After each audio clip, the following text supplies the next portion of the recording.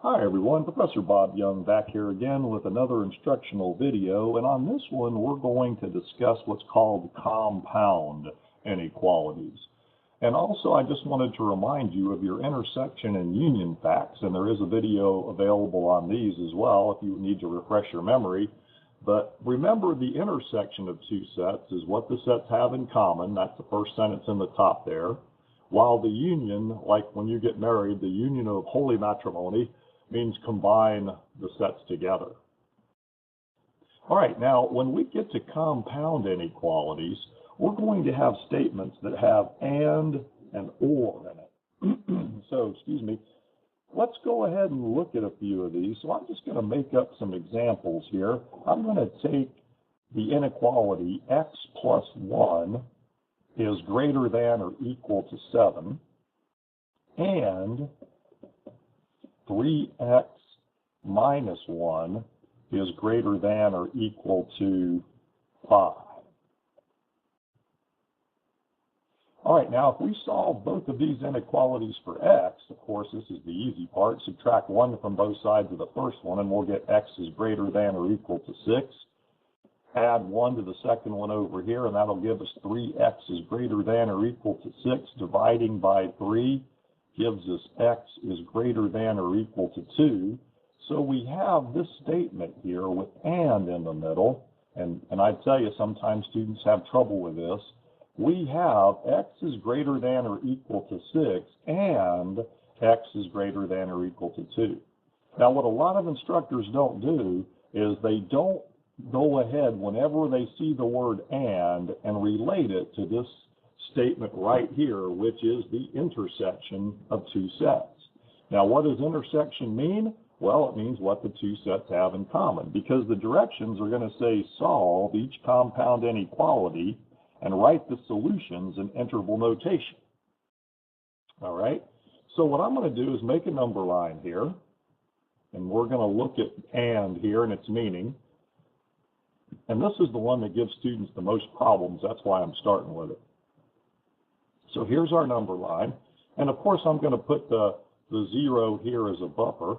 And I'm going to put 2 to the right and then 6. Let's put a little bit over here. Now, right below it, this is not going to be the answer. Let's just take one side at a time.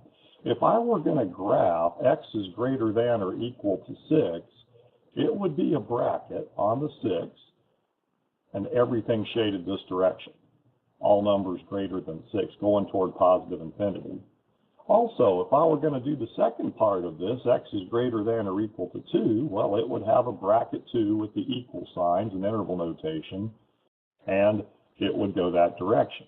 Now remember, in previous lessons, when we've seen this intersection symbol, which we're going to associate with and now, it means, it almost looks like a sad face, doesn't it? Sorry.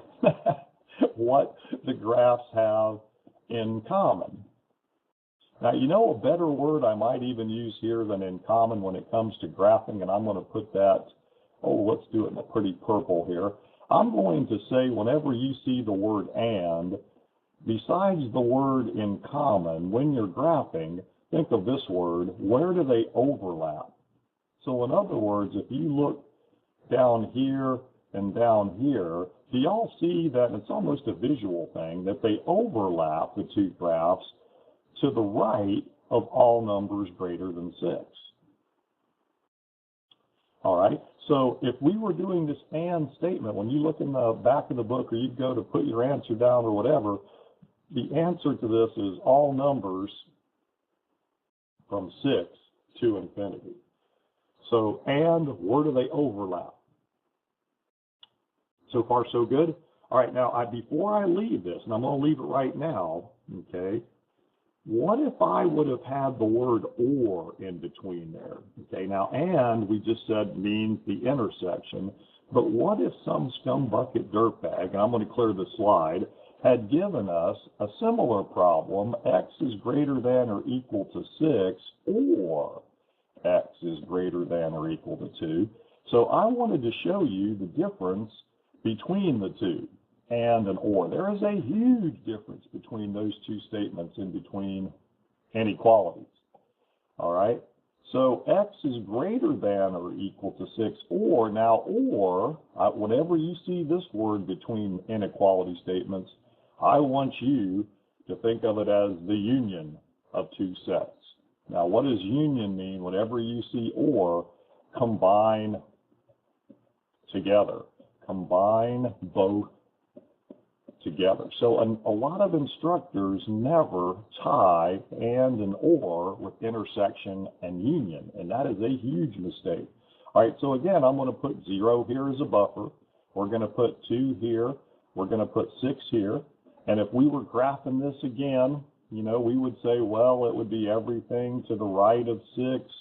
And then if we were graphing the right side, it would be everything to the right of 2. Now remember, when we said and in the previous example, where it overlapped was to the right of 6. But if you're combining all of these together, combine both together here, you're going to get not numbers to the right of 6, but do you all see, you will get numbers to the right of 2. So it can be one or the other. So you must combine everything in both together, just like you did when you did those union problems.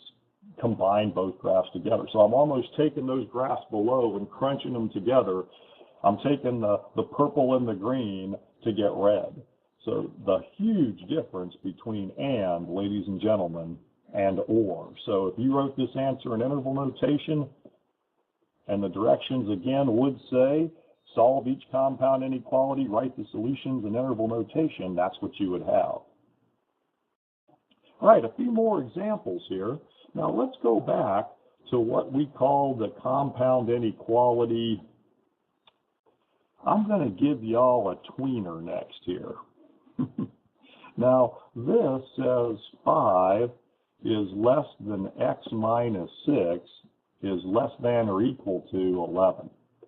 Now if we want to solve this compound inequality, what we're trying to do is solve for x in the middle.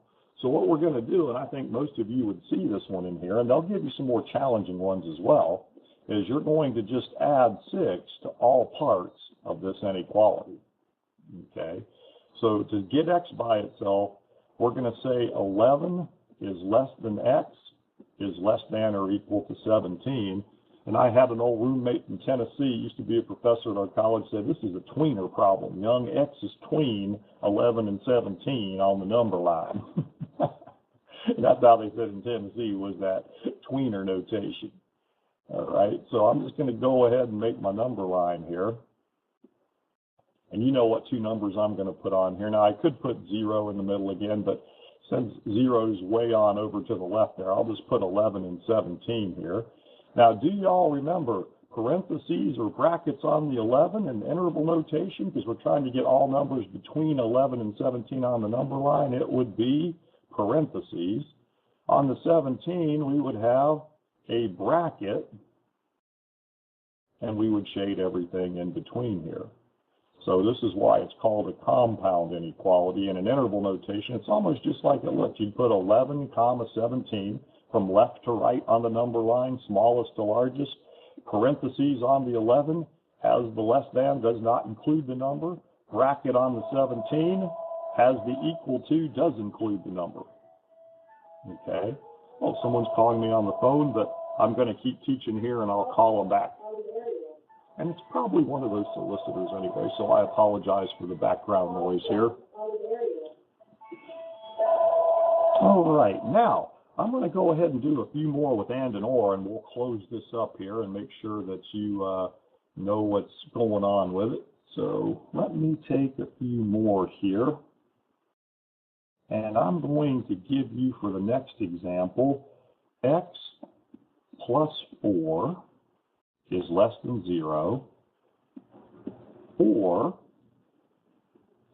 6x is greater than or equal to negative 12. All right, now again, when you see that or symbol, think union. Okay, think combine together whenever you get those two solved. And we'll solve these right now. Subtract 4 from both sides here, so we'll get x is less than negative 4, or union divide both sides by 6. Now, do we flip the inequality? Do we flip? There's a negative there, Young. There's a negative. Now, if you don't flip when you need to flip, your grade will get flipped. In this case, don't flip because you're not multiplying or dividing by a negative number here. Only flip whenever you multiply or divide by a negative number, and that is covered well in one of my other videos. So make sure you understand how to solve these. And of course, I'm going to go ahead and put my number line here.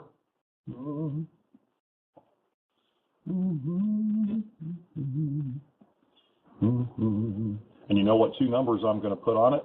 I'll put 0 as a buffer again. -2 would be to the left. -4 to the left of that. All right.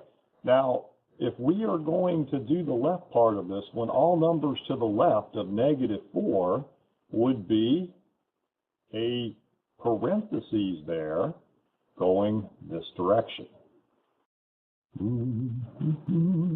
And all numbers to the right of -2 would be a bracket. And once again, I'm trying to emphasize the difference between parentheses or brackets going this direction.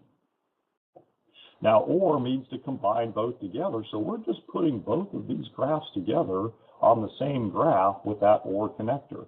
Now, Young, how would you write this answer in interval notation? Oh, my gracious. Well, left to right. You're coming in from this direction, from the left. Where are you coming in from? -infinity, stopping at -4.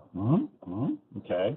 Then we have all the numbers to the right of -2, so keep going from left to right here. So we've got -2 going to positive infinity, bracket on the -2. It includes it because of the equal sign. Keep trying to push that to y'all.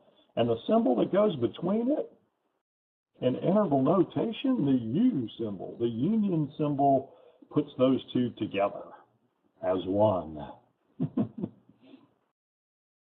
All right, so I hope this is starting to make a little bit of sense to everybody here. And I'm going to go ahead and we'll do one more here. And I'll do one more with an and statement, and then I'll go ahead and sign off here, just to make sure we've got the difference between and or. Hey, before I do sign off on this one, what if some dirtbag scumbucket gave us x is less than -4, and it's the same problem up there, x is greater than or equal to -2. Now it's okay, Young, that would be, well, the intersection symbol of those two sets.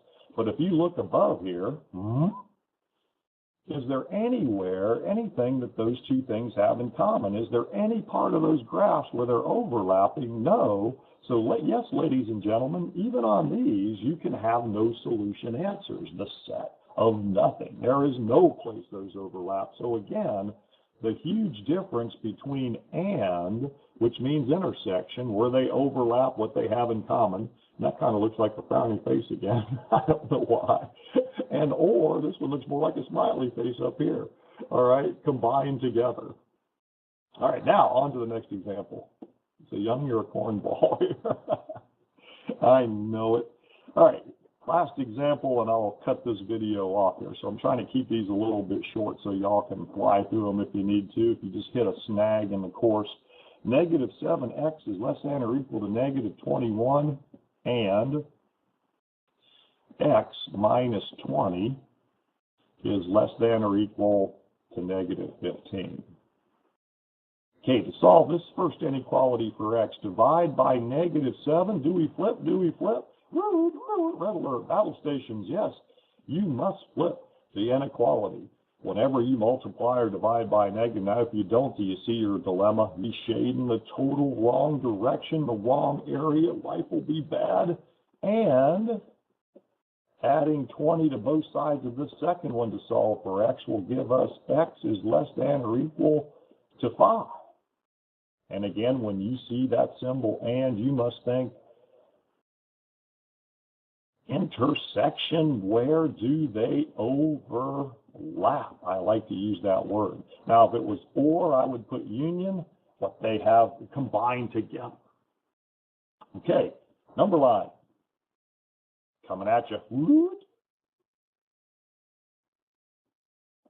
You know what two numbers I'm putting on there?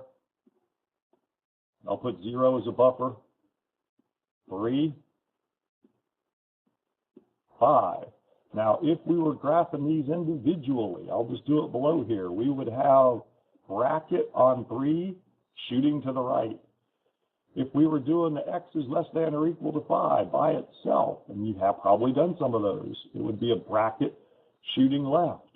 So what do they have in common? Where do they overlap, Young? Please tell me. It would be all numbers between 3 and 5.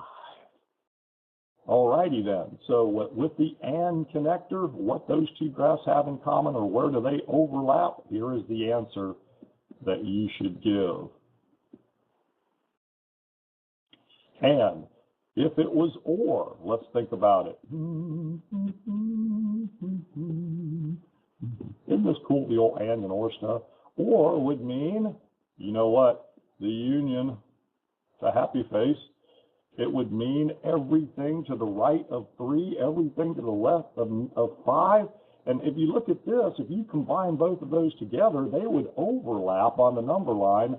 This one, and I'll just bring it down here, would go that direction on the number line. This one, if I brought it down here, would be over here going that direction, and it would encompass the whole number line. So this would be the set of all real numbers, all numbers to the right of 3, including 3, combined with all numbers to the left of 5, including 5, and you would have, if it was an OR statement, the set of all real numbers. Now, some of you may have seen these in other classes with that italicized R there, but in interval notation, you would write that as all numbers negative infinity to positive infinity and beyond Buzz Lightyear.